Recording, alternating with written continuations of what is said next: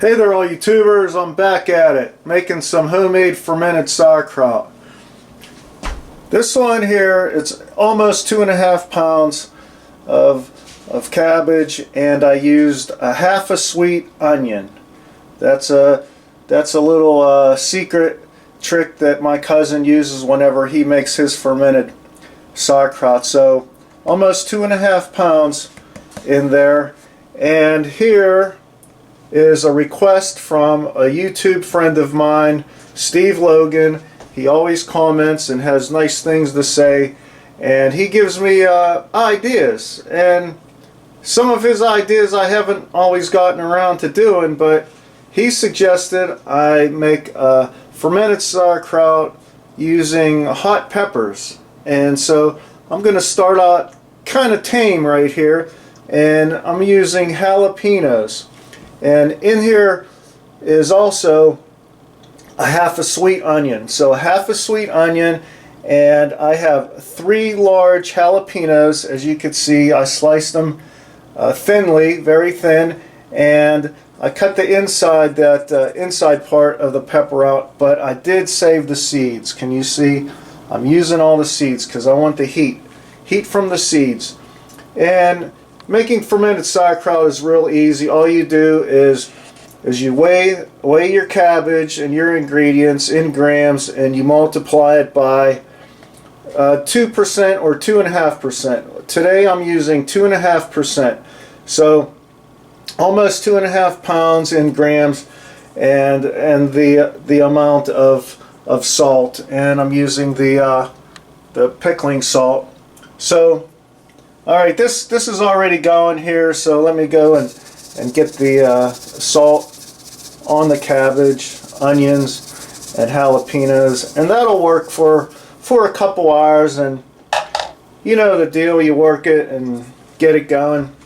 So I'll be using these larger 64-ounce jars, and I'm using these stainless steel springs. I really like these stainless steel springs, and these, of course, you guys who watch know this is my invention here.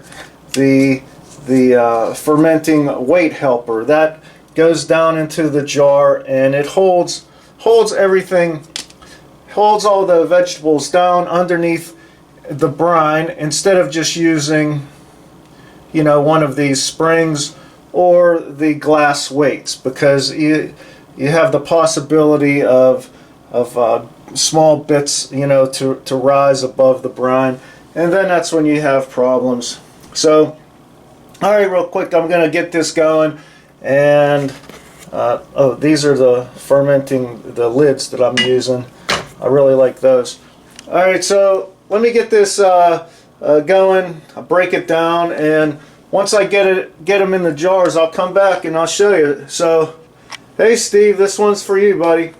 Alright folks, so here I got the cabbage and onions in this one jar, and as you can see, I don't have a lot of cabbage in here, but I wanted this extra room. Okay, so what I have in here is my weight helper.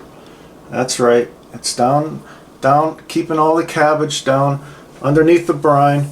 And I have my stainless steel spring in there, and since I have extra room and I want to make sure that this is weighted down, I'm going to use a weight right on top of there, just like that. And then I will put my lid on there. That's going to push that down, hold that down. It's going to be great. Alright, so this is starting to work. It's breaking down, and we'll be getting that into that jar. Alright, so that's my setup. The weight helper, the spring, and an actual weight. Alright, so take a look. I got the cabbage and the onions and the peppers in the jar, and I just want to take you down inside and show you how that weight helper is going to work, keeping everything down underneath the brine. Yeah, that's going to work. It's going to work perfectly. Just take my stainless spring, Set that. And I'll wait. Just like that. See, it's going to push everything down. Just like that. Put the lid on. Just like that. Alright, as you can see how that's working already? Pushing cabbage down underneath that brine. Alright folks, I think I'm going to let this go for 7 or 8 weeks. Yeah, I'll see you in 8 weeks. Thanks for watching.